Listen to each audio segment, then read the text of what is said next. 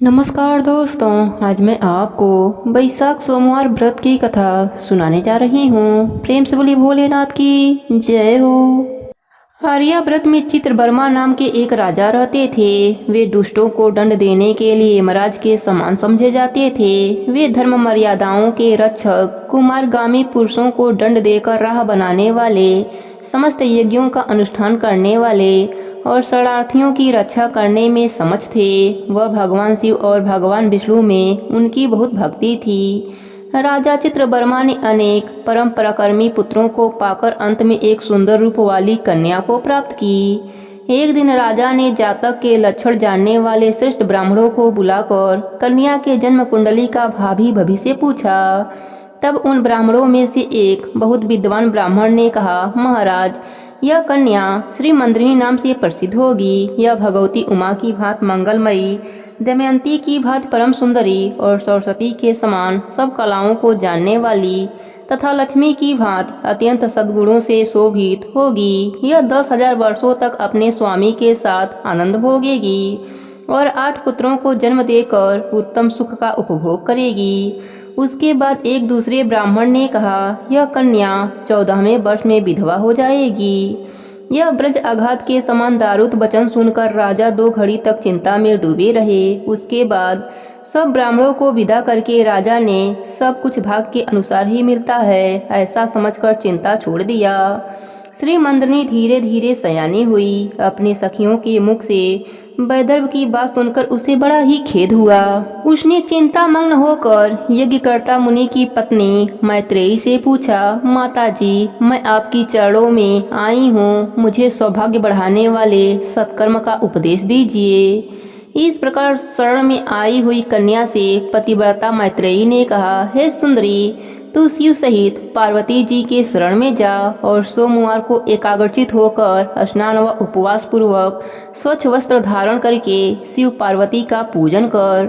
सोमवार के दिन शिव और पार्वती की आराधना कर। बड़ी भारी आपत्ति पड़ने पर भी तू उससे मुक्त हो जाएगी। घोर से घोर एवं भयंकर महाक्लेश में पड़कर भी इस शिव पूजा को मत छोड़ना। उसके प्रभाव से महान भय से पार हो जाओगी। इस प्रकार श्री मंदिनी को आश्वासन देकर पतिव्रता मैत्रेयी आश्रम में चली गईं। राजकुमारी ने उनके कथना अनुसार भगवान शिव का पूजन आरंभ कर दिया। विशद देश में नंद की पत्नी दमयंती के गर्भ से इंद्रसेन नामक पुत्र उत्पन्न हुआ था। राजा इंद्रसेन के पुत्र चंद्रागत हुए। राजा चित्रवर्मा ने चंद्रागत के साथ विधि विधान के साथ अपने पुत्री श्री मंदिनी का विवाह करा दिया। उस विवाह में बड़ा उत्सव हुआ था। विवाह के पश्चात चंद्रागत कुछ काल तक ससुराल में ही रहे। एक दिन राजकुमार यमुना के पार जाने के लिए कुछ मित्रों के साथ नाव पर सवार हुए। भाग्यवश नाव यमुना के लहर में मल्लाहों सहित डूब गई। यमुना के दोनों तटों पर बड़ा भारी हाहाकार मच गया। इस दुर्घटना को देखने वाले के विलाप से सारा आकाशमंडल गूंज उठा। डूबने वालों में से कुछ तो मर गए और कुछ ग्रास के पेट में चले गए तथा राजकुमार और कुछ लोग उस महाजल में अदृश्य हो गए। यह समाचार सुनकर राजा चित्रवर्मा बड़े व्याकुल हुए और यमुना के किनारे आकर मूर्छित होकर गिर पड़े। श्री मंदिनी ने भी जब यह समाचार सुना तब वह अचेत होकर धरती पर गिर पड़ी। राजा इंद्रसेन अपने पुत्र के डूबने का समाचार पाकर रानियों सहित बहुत दुखी हुआ और सुध बुध खोकर गिर पड़े। तदंतर बड़े बूढ़ों के समझाने पर राजा चित्रवर्मा धीरे धीरे नगर में आए और उन्होंने अपने पुत्री को धीरज बढ़ाया। राजा चित्रवर्मा ने जल में डूबे हुए अपने दामाद का अंतिम क्रिया तथा उनके आए हुए बंधु बांधवों से करवाया। पतिव्रता श्री मंदिनी ने चिता में बैठकर पति लोक में जाने का विचार किया, किंतु उसके पिता ने स्नेहवश रोक दिया। तब वह विधवा जीवन व्यतीत करने लगी। मुनि पत्नी मैत्रेयी ने जिस शुभ सोमवार व्रत का उपदेश दिया था उसे सादर परायण श्री मंदिनी ने विधवा होने पर भी नहीं छोड़ा। इस प्रकार 14वें वर्ष में अत्यंत दारुत दुख पाकर भगवान शिव जी के चरणों का चिंतन करने लगी। शिव जी की आराधना करते करते उसके 3 वर्ष व्यतीत हो गए। उधर पुत्र शोक से पीड़ित हुए राजा इंद्रसेन को बलपूर्वक दबाकर उनके भाइयों ने सारा राज्य छीन लिया और उन्हें पत्नी सहित पकड़कर कालगृह में डाल दिया। इंद्रसेन के पुत्र यमुना में डूबने के बाद नीचे नीचे गहराई में उतरने लगे। बहुत नीचे जाने पर उन्होंने नागों को जल क्रीड़ा में निमग्न देखा। राजकुमार को देखकर वह भी विस्मित हो गए और उन्हें पाताल लोक में ले गए। वहां राजकुमार ने दक्षक नागों के अद्भुत नगर में प्रवेश किया और इंद्र के भवन के समान मनोहर महल को देखा जो बड़े बड़े रत्नों से प्रकाश दे रहा था। भगवान सूर्य के समान दक्षक नाग को सभा में विराजमान देख राजकुमार ने प्रणाम किया और हाथ जोड़कर खड़े हो गए। दक्षक के तेज से उनके नेत्र चौकड़िया रहे थे। नागराज ने राजकुमार को देखकर उन नागिनों से पूछा, यह कौन है, कहाँ से आया है? उन्होंने उत्तर दिया, हमने इसे यमुना जल के भीतर देखा है। इसका परिचय न जानने के कारण इसे आपके पास लाए हैं। तब दक्षक ने राजकुमार से पूछा, तुम किसके पुत्र हो, कौन सा तुम्हारा नगर है और यहाँ पर तुम्हारा कैसे आगमन हुआ है? राजपुत्र ने कहा, भूमंडल में निषद नाम से प्रसिद्ध एक नगर है। उसके स्वामी राजा नल महायशस्वी हैं। उनके पुत्र इंद्रसेन हुए और इंद्रसेन का पुत्र मैं हुआ। मेरा नाम चंद्रागत है। मैं अभी विवाह करके ससुराल में ही रुका था और यमुना जी के जल में विहार करता हुआ दैव की प्रेरणा से डूब गया। यह नाग कन्याएं मुझे आपके पास लाई हैं। पिछले जन्म के पुण्य से मैंने आपके दर्शन किया है। आज मैं धन्य हो गया। मेरे माता पिता कृतार्थ हो गए क्योंकि आपने दया करके मेरी ओर देखा और मुझसे वार्तालाप किया। इस प्रकार अत्यंत मनोहर उदारता पूर्वक वचन सुनकर दक्षक ने कहा, राजकुमार तुम भय मत करो, धैर्य रखो और बताओ संपूर्ण देवताओं में किसकी पूजा करते हो? राजकुमार ने कहा, जो संपूर्ण देवों में महादेव कहे जाते हैं उन्हीं उमापति भगवान शिव जी की मैं पूजा करता हूँ, जो विधाता के भी विधाता, कारक के भी कारक और तेजों में सर्वोपरि हैं। वह भगवान शिव जी मेरे द्वारा पूजित होते हैं। राजकुमार की यह बात सुनकर दक्षक का चित्त प्रसन्न हो गया। उनके हृदय में महादेव जी के प्रति नूतन भक्ति भाव का उदय हो आया और वह उससे इस प्रकार बोले, हे राजन, तुम्हारा कल्याण हो। मैं तुम पर बहुत प्रसन्न हूँ क्योंकि तुम बालक होकर भी सर्वकृत शिव जी को जानने वाले हो। यह रत्नमहल लोक है। यहाँ मनोहर नेत्रों वाली युक्तियाँ हैं। यहाँ मनोवांछित मनोकामना पूर्ण करने वाले कल्प वृक्ष हैं तथा यह अमृत रूपी जल है। यहाँ मृत्यु का दारुद भय नहीं है। बुढ़ापा और रोग से यहाँ कोई भी पीड़ित नहीं है। तुम इच्छा अनुसार यहाँ रहो और यथा योग्य सुखों को भोगो। नागराज के ऐसा कहने पर राजकुमार हाथ जोड़कर बोले, नागराज, मैंने समय पर विवाह किया है। मेरी पत्नी उत्तम व्रत का पालन करने वाली और शिव पूजा परायण है और मैं अपने माता पिता का इकलौता पुत्र हूँ। वहाँ सब लोग इस समय मुझे मरा हुआ मानकर महान शोक से गिर रहे होंगे। अतः मुझे किसी भी प्रकार अधिक समय तक यहाँ ठहरना नहीं चाहिए। आप कृपा करके मुझे उसी मनुष्य रूप में पुनः पहुँचा दीजिए। नागराज दक्षक ने कहा, राजकुमार, तुम जब जब मुझे याद करोगे तब तब तुम्हारे सामने मैं प्रकट हो जाऊंगा। ऐसा कहकर उन्होंने राजकुमार को एक सुंदर अस्त्र भेंट किया जो इच्छा के अनुसार चलने वाला था। अनेक प्रकार के दीपों समूहों और लोकों में उसकी अप्रत्यक्ष गति थी। इसके सिवाय राजकुमार को रत्नों का आभूषण, दिव्य वस्त्र एवं दिव्य अलंकार भेंट किया। उनकी सहायता के लिए सारी व्यवस्था करने के बाद दक्षक ने उन्हें विदा किया।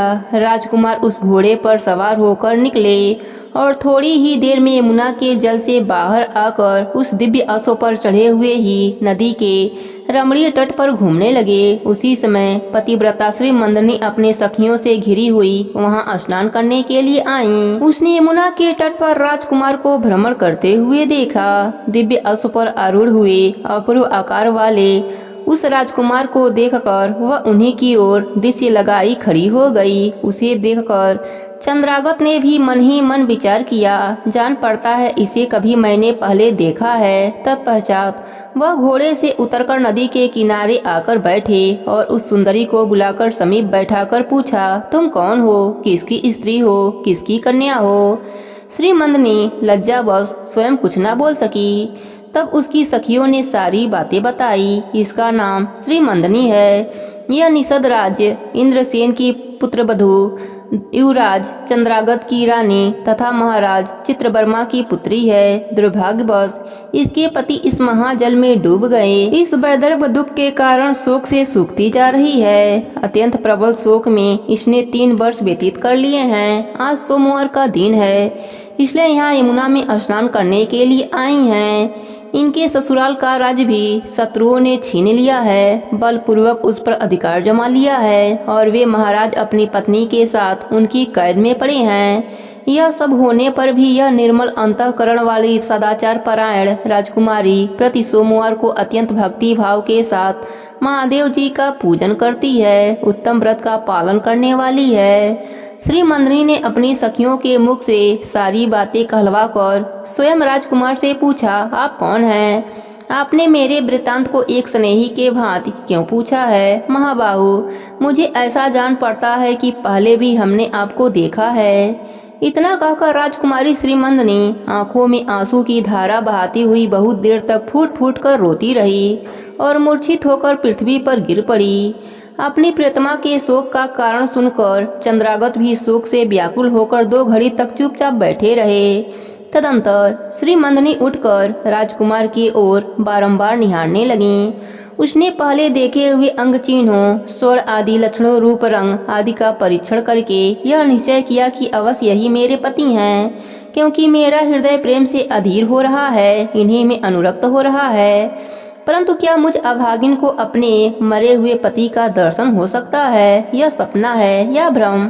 अथवा मुनि पत्नी मैत्रेयी ने जो मुझे यह कहा था कि तुम भारी से भी भारी विपत्ति में पड़ने पर भी इस व्रत का पालन करते रहना, उसी का तो यह फल नहीं है। एक श्रेष्ठ ब्राह्मण ने मेरा 10,000 वर्षों का सौभाग्य बतलाया था।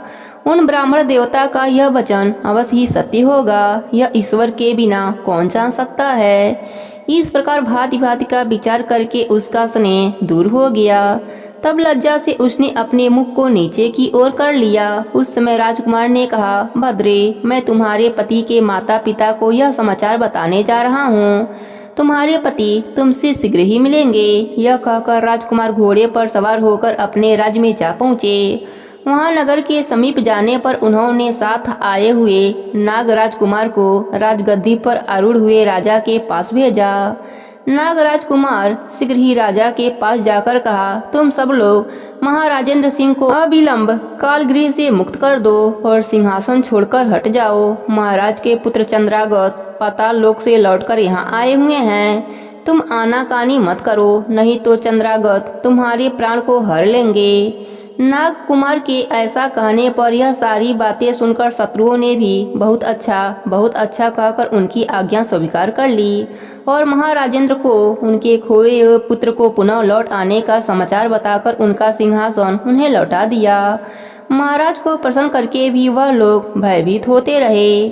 मेरा पुत्र आ रहा है, यह बात सुनकर राजा प्रेम के आंसू बहाते हुए आनंद में डूब गए। यही दशा महारानी की भी थी। तदंतर सब नगरवासी आगे जाकर चंद्रागत से मिले और उन्हें हृदय से लगाकर महाराज के समीप लाए। अपने भवन में प्रवेश करके आंसू वर्षा करते हुए राजकुमार ने माता पिता के चरणों में प्रणाम किया। चरणों में पड़े हुए पुत्र को उठाकर राजा ने हृदय से लगा लिया। फिर क्रमशः सब माताओं को प्रणाम करके उनका आशीर्वाद लिया। राजकुमार गुरुओं से मिले और उन्होंने सबको यथा योग्य उपहार दिया। पुनः सबके साथ राजसभा में बैठकर अपना सब वृत्तांत पिता से निवेदन किया और नागराज दक्षक से मिलने की बात भी बताई। राजकुमार का चरित्र देख और सुनकर राजा इंद्रसेन हर्ष से विवल हो गए। उन्होंने अपने मन में यही माना कि मेरी पुत्र वधू भगवान भोलेनाथ की आराधना करके इस अनुपम सौभाग्य का अर्जन किया है। निषद राजा ने मंगलवर्ती वार्ता लोगों के द्वारा महाराज चित्रवर्मा को भी भेजी। यह अमृतमयी वार्ता सुनकर महाराज चित्रवर्मा आनंद से विवल हो गए और बड़े बेग से उठकर उन्होंने संदेश वाहकों को उपहार में बहुत सा धन दिया। फिर अपने पुत्री को बुलाकर उन्होंने उसे वैदर्भ के चिन्हों का परित्याग करवाया और उसे नाना प्रकार के आभूषणों से विभूषित किया। तत्पश्चात समूचे राष्ट्र, गांव, नगर आदि में बड़ा भारी उत्सव हुआ। सब लोगों ने राजकुमारी के सदाचार की बड़ी प्रशंसा करी। चित्रवर्मा ने इंद्रसेन के पुत्र चंद्रागत को बुलाकर श्री मंदनी को उनके साथ विदा कर दिया। राजकुमार ने दक्षक के वहां से लाए गए उपहार से अपने पत्नी को अलंकृत किया। इस प्रकार शुभ मुहूर्त में अपने पत्नी को साथ लेकर ससुर की आज्ञा से चंद्रागत पुनः अपने नगर में आए। महाराज इंद्रसेन ने अपने पुत्र को राज सिंहासन पर बैठाकर भगवान शिव जी की आराधना करने योगी पुरुषों को उपलब्ध होने वाली उत्तम गति प्राप्त की। राजा चंद्रागत ने अपने धर्मपत्नी श्री मंदनी के साथ 10,000 वर्षों तक नाना प्रकार के विषयों का उपभोग किया। उन्होंने 8 पुत्रों और 1 कन्या को जन्म दिया। श्री मंदनी प्रतिदिन भगवान भोलेनाथ की पूजा करती हुई अपने स्वामी के साथ सुखपूर्वक रहने लगी। उसने सोमवार व्रत के प्रभाव से अपना खोया हुआ सौभाग्य प्राप्त कर लिया था। हे भोलेनाथ, जैसे आपने श्री मंदनी पर अपनी कृपा करी वैसे ही अपने सभी भक्तों पर अपनी कृपा बनाई रखना।